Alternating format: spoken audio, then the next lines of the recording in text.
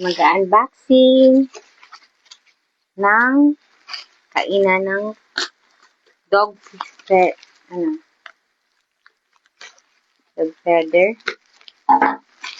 Tama ba? Kasi minsan umalis kami ng bahay. Tapos naiiwan namin si Hunter, yung aso namin. Naawa ko minsan na lang nakakain. Kaya bumili ako nito in case pumapasok ako sa office. Ilalagyan ako ng food niya na pwedeng, pag nauubos, parang nagsusukay lang yung dyan na green.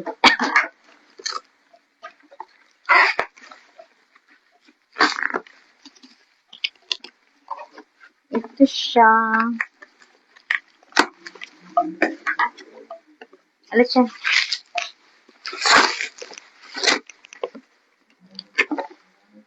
Ito siya. Lalagay lang dito yung food.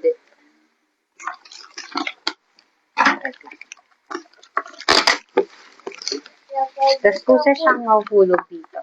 Pag naubos na yung food niya. Like this one.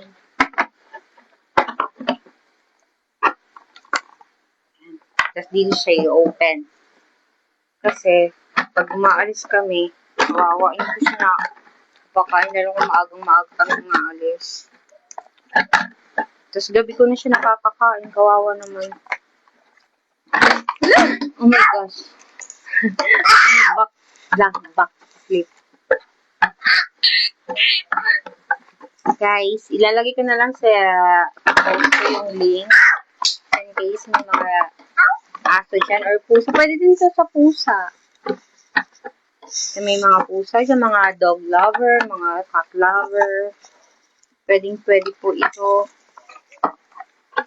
Paglagyan ng food ng mga fur babies nyo. Ano ba yan? Why is so hard? Wait lang. May batang.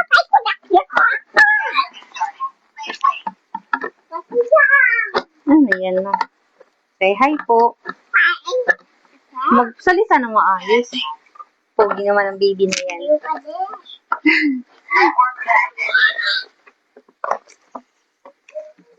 Guys, maganda to.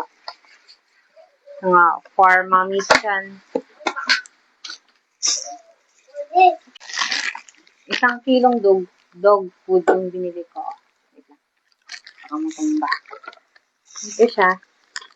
1 kilo na yun. Malaki na din. Okay na din. Pero ilang araw lang kaya ito. Maka-oras. I-try ko muna siya kung kain siya nito.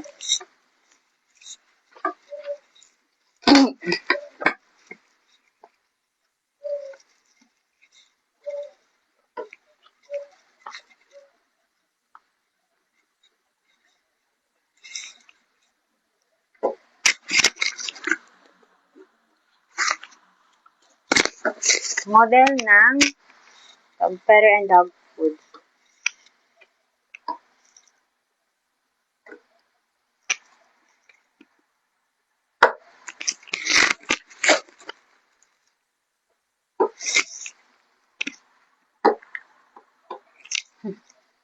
Bye-bye. Check out na po. Check out na. So far, kumakain naman siya. Natapon nga lang. Go, Hunter. Kumain ka. Very good. Kuha lang ako ng tubig mo.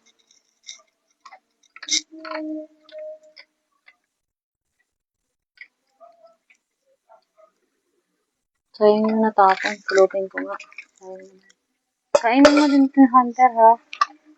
Sayang. Bibili na lang ako ng panibago. Ang hirap kasi. Ito nga.